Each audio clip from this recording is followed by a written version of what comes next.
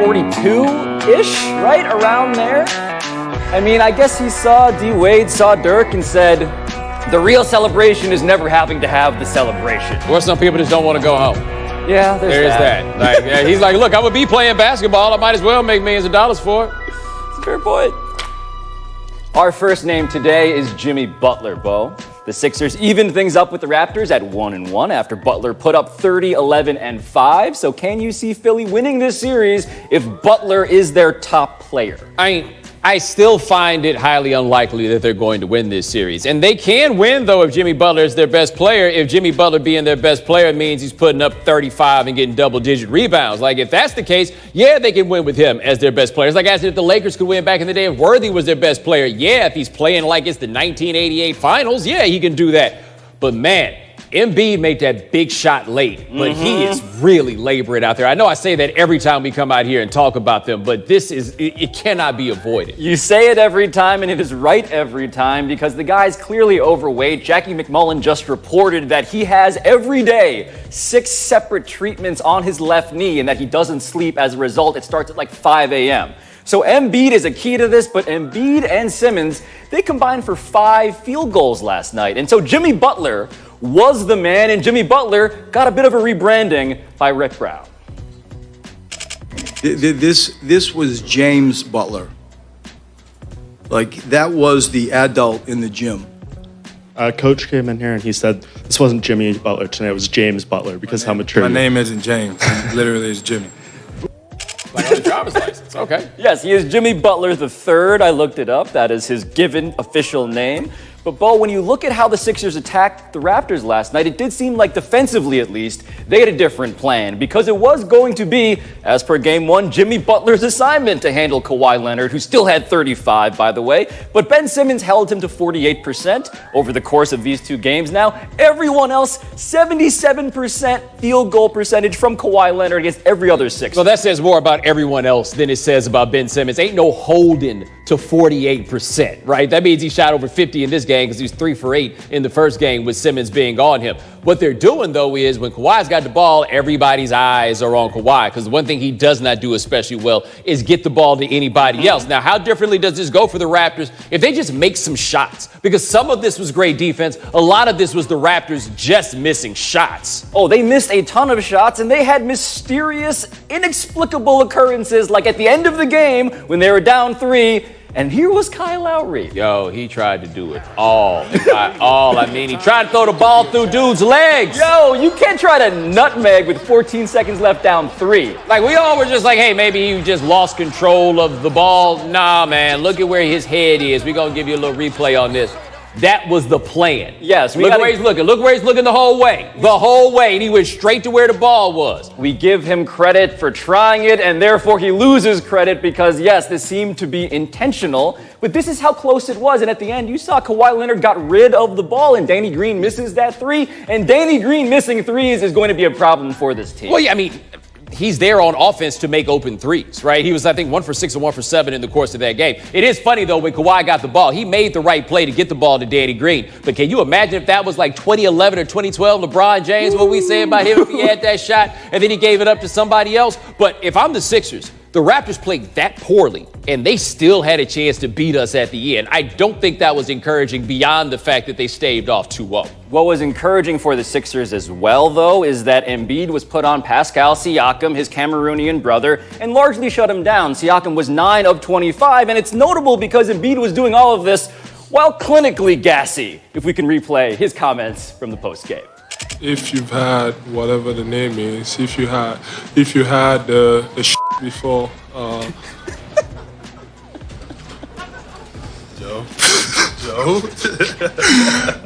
Ridiculous. He knew it, and the name is gastroenteritis. I've had gastroenteritis, by the way. I would not have been able to do anything that Joel Embiid did for a variety of reasons, but the itch would be a bigger problem than the gas. Ooh. It's hard to shake. Yeah, it is. Names: Nikola Jokic, Way to catch on, fellas. The Joker put the Nuggets up 1-0 on the Blazers after he scored 37 points. In this postseason, he's now averaging nearly a triple-double, 60% true shooting percentage. I don't know how to calculate it, but anyway, Pablo, is Jokic making you rethink how this series will go? I am. He has been the most efficient player in this postseason, and we just saw highlights of Kawhi Leonard, who's been fantastic. But Nikola Jokic, he plays with Mason Plumlee.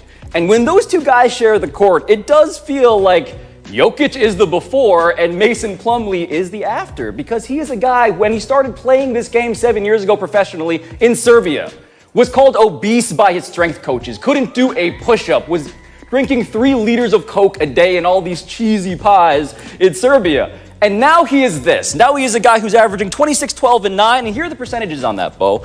50, 37, and 91. He can do everything, even though it looks like he shouldn't be able to do any of that. Yeah, I mean, to ask, though, if this makes me rethink this series implies I ever had any idea what direction this series was going to go in. That being said, we wondered if he could be that assertive guy in the postseason because so much of his game is getting the ball to other people. No, he has, in fact, been that guy. He's been the best player on this team. They are leaning on him, and they got dudes around him. Like, I think for a lot of people who have not watched Denver play that much is when you start seeing guys like Murray and Gary Harris. Like, if Gary Harris being your third best player, you've probably got a pretty good team. But let's see what we get from Portland. This is a team I think that we are a little more familiar with. But if they need something from Cantor is playing with a separated shoulder. Bless his heart for even giving it the old college try, but that's not sustainable. Jokic ate up Cantor last night, and Cantor had a really good first-round series offensively. But this is where the Trailblazers miss Nurkic. They miss Nurkic's body and his ability to basically get in front of Jokic and at the very least slow him down, because right now, you're right. They have a strong backcourt, as we've praised Portland for against the Thunder, but against Jokic, in fairness to them, no one's really figured him out. Yeah, well, let's see, though, because to be fair, he was 9 for 26 in that Game 7 that we want to give him all the credit for. And if we've seen anything from Denver from the first round is what we saw tonight has nothing to do with what we're going to see the next game. Our last name.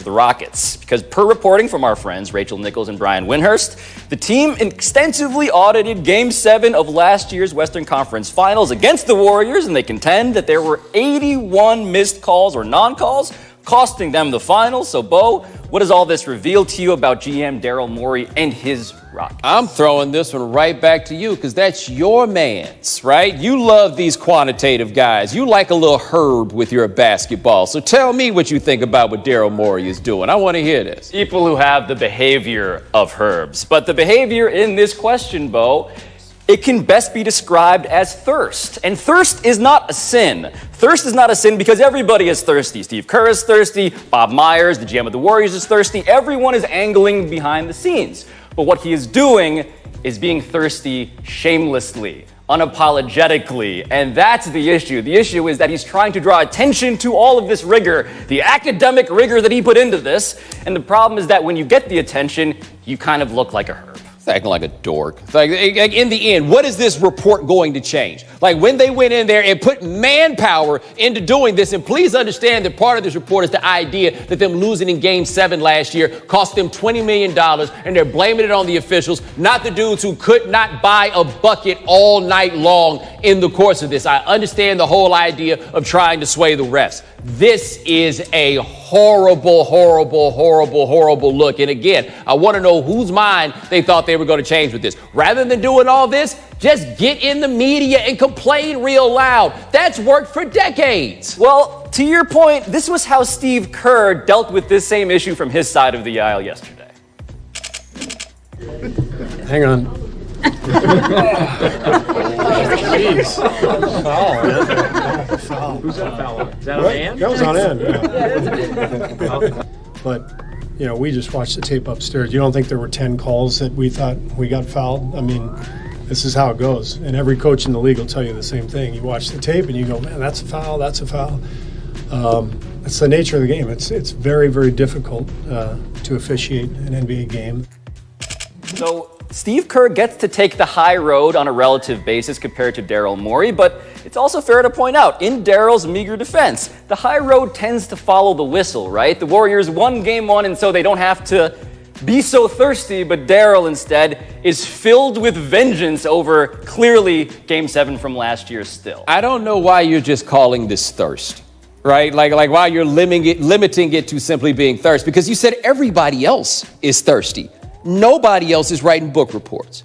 Only Daryl Morey is out here trying to crank out some regressions in order to try to make this happen. Because the goal of this is to get something in your favor, right? You got to take the pulse of the room. And in this room, the room's the world. You have to be able to realize, dude, I'm about to look like a big old dork right now if I do this. And maybe if people done called you the dork Elvis, you don't realize that when most of us say dork, we don't mean that as no kind of compliment, baby. We mean it like dork. But he just wanted to show that he was right. The problem is that the end.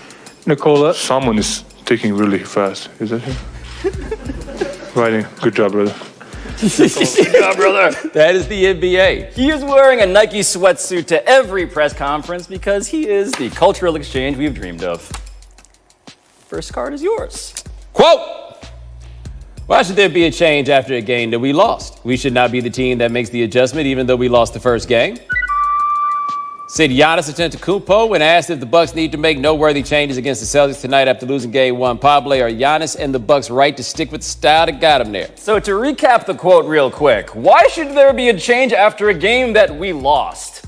If that is not a rhetorical question, if that is not a lie, then it feels like this guy has some things backwards. But I guess the Bucks are really confident that their regular season, in which they only lost 2 games in a row once, that they don't need to change anything, although it seems kind of obvious why you might. Yeah, he must think he's fooling us, right? Like, that's all it is. There's no way in the world that Budenholzer came into practice and like, we're not going to adjust. They're going to adjust to us. And they're like, why the hell should we adjust? We just blew your doors off in your own building. So I am going to guess that there will be some measure of change that comes from Milwaukee. Who knows what it happens to be, but what they tried the last time, maybe it'll be better if they make more shots, because I did feel like they had shots that they just made. But you're going to have to change something after losing by 20. Giannis is going to need more help to make those shots, and also it seems like if they're going to do anything effort-related, it is close out on shooters off of the pick and roll when the Celtics are going to go for their mid-range stuff, and the Bucks, because they're one of these analytically oriented teams, are happy to give up mid-range stuff. When the Celtics are going for it, they've been granting it. The problem is that Kyrie is doing his Kobe Bryant thing where he's just making a lot of twos. Yeah, I mean, you can't stop him. At least they don't appear to have, as good as they were defensively this year, they don't seem to have anybody that can stop him. I do think this, if there's an adjustment Giannis needs to make, I know why you think you can muscle Al Horford. It's not as easy as it looks. People have tried. Next quote. I kind of feel like today's Jackie Robinson. Said White Sox shortstop Tim Anderson to Stephanie Epstein of Sports Illustrated. Anderson is hitting .387 on the year, but this is not so much about that as it is him. Should we be talking more about him? I mean, I think we will be the next time somebody throws a heater under his chin. Like, Sports Illustrated just did a great thing on him that I recommend. It's well written and also a very interesting guy. But yes, to be fair to him, he doesn't think he's like Jackie Robinson. He wants to be the Jackie Robinson of fun. He wants to break the fun barrier in Major League Baseball. That's what it is. He says, because it's cool because he changed the game, and I feel like I'm getting to a point where I need to change the game. And maybe you can change the fun, but you're going to take some baseballs along the way. He is subversive, but he's more than that. He is vocal, and he is vocal in ways that we just haven't seen, because calling yourself a Jackie Robinson of anything, if you're not Jackie Robinson, just feels like a heat check, right? Because there is a cult of personality around him. And here's another quote from the SI story you mentioned that explains why there's a cult. Quote, I called him a weak bleeping end bleep? Is that how you would say that on air? But the point is, that's what I said. He is not apologizing for anything that got him in trouble, Bo. And there are quotes like this when he says, when's the last time Joe Torre heard that word, the word that I just censored very inappropriately? This is a guy who just doesn't care about the blowback. Nah, I mean, he seems to be okay with, like, he says that he's received a lot of the invective on the internet that the reliever from the Cubs received recently. Anderson says he's not reporting it, right? He's just rolling along with all of this. He talks very clearly in this. He's the only black dude that's on the White Sox, how alone he feels, which he described by saying, I don't speak Spanish, and I don't hunt or fish. I don't even want to touch a fish. No. So he's got nobody that he's got to rap with or anything else. But man, he is good, and he's good in a rare way when you consider he didn't start really playing baseball until he was 16 years old and then got drafted 2 years out of JUCO. He sent baseball scouts video of him dunking. And that gives you an insight into his personal perspective, a perspective that extends to the bureaucracy of baseball, because he is calling out in this story, quote, "I don't think there's a black guy that high up in baseball that they could drag in and be like, hey, what do you think we should do to this guy?" That is a clarity and a dangerous clarity for this guy to express, even though he might be right. By the way, you may not have known this, but I sent ESPN video of me dunking before I got the job, and that's how I wound up here. Is that how you got here? Did you send ESPN a video of you dunking? Me and Tim did that. I sent some great video of me with some jelly on that layup, some spin off the backboard, I don't even believe that. I got some jelly, and I got a card. Whoa. It was torture. I felt like I did 3 or 4 trades with the Raiders, and I had to call Mike Mayock to realize it wasn't really them. Said Cardinals GM Steve Keim about comedian Frank Caliendo playing a prank on him using Jon Gruden's voice to offer a trade involving Nick Bosa and Kyler Murray. Let's watch. So I'm sending Steve Keim messages from Jon Gruden. I'll tell you what, man. I love you, brother. I got an idea. How about you draft somebody else at number 1? And how about you draft Joey Bosa at number 1? And then I'll draft Kyler Murray at number 4. We'll make a trade. I'll give you my 27th pick. You give me a 2nd rounder. We have the best trade ever, man. I think it works out for both teams. All right, Pablo, they've been friends for a decade. Would you find this funny if your friend did this to you? I wouldn't if I was a general manager that people had many questions about in terms of competency. If there was just a story that came out from Robert Klemko at Sports Illustrated that said, I wasn't taking calls about Kyler Murray till minutes before the draft, and it turns out that I was being prank called by my friend, plausibly prank called, maybe not the best time for that. I'm just saying, if I'm Frank Caliendo, I wouldn't be messing with him, man. Can we get a shot over here of our man Suge White? Frank Caliendo gonna wind up dangling off the balcony. He ain't gonna have none of his publishing left or anything else. Suge White is not here tolerating this sort of madness. My thing, though, about Suge White on this one, the fact that it took you this long to figure out what the hell is going on, to me is an indicator that they need to fire this man tomorrow. Well, also the fact that Jon Gruden apparently also sounds like a caricature of Jon Gruden, that he says things which are ridiculous. The trade described is ridiculous. You take Bosa, we'll take Kyle. No, none of that makes sense, but apparently other GMs think maybe it is Jon. But the fact that it didn't make sense, Keim thought it did. Coming up next, might there be a new coach of the Oklahoma City Thunder? Ooh. And it doesn't feel like anybody was really elbowing to get into the frame here. One of those photos where people are happy to be in the background. They have somehow turned the White House visit into the first field trip nobody wants to go on.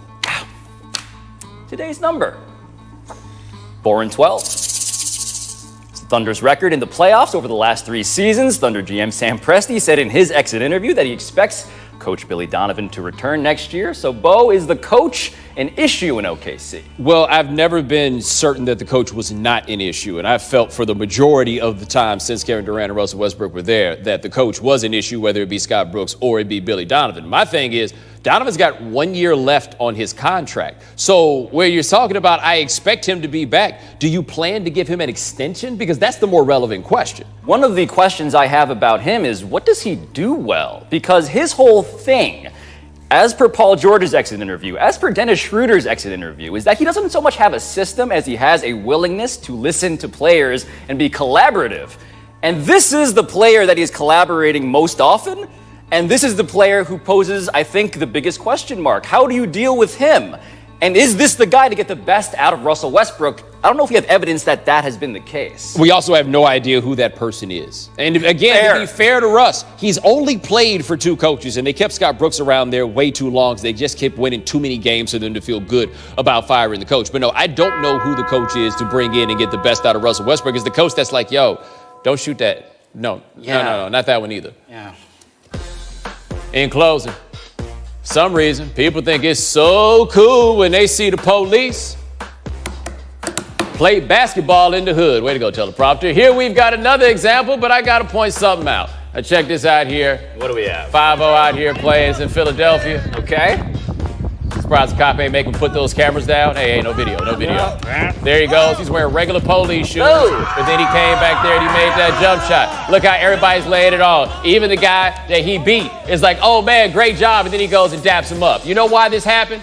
You can't be out here blocking 5-0 shot. Look how far back he went. He knew 5-0 wasn't going to the hole, but there's nothing positive that's going to happen for you pitching 5-0 shot in front of all these people. And cameras would have gone away fast. I admire the intent behind the community policing here. I admire that, as we discovered, I think this guy is a Sixers fan. So, hey, I'm down with the process too, buddy, but just the idea of having a gun on you, albeit in a holster, that seems like a lot. Well, my man was operating on I figured he's going to go right. I should play him to the right. In closing, shout out to these Australians for giving us a multi-level metaphor for the future of our country. Let's watch. This video is from like last year, but we just found it and so did y'all, so whatever. Yep, enjoy it.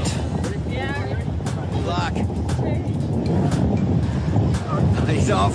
Looking good. Looking. Stop. Pull your fade in. Yeah. Bouncing. Wow. Into the water. Is he all right? Hey, shout out to whoever. Yeah, we have a survival. We have a survival. Shout out to whoever's driving that car.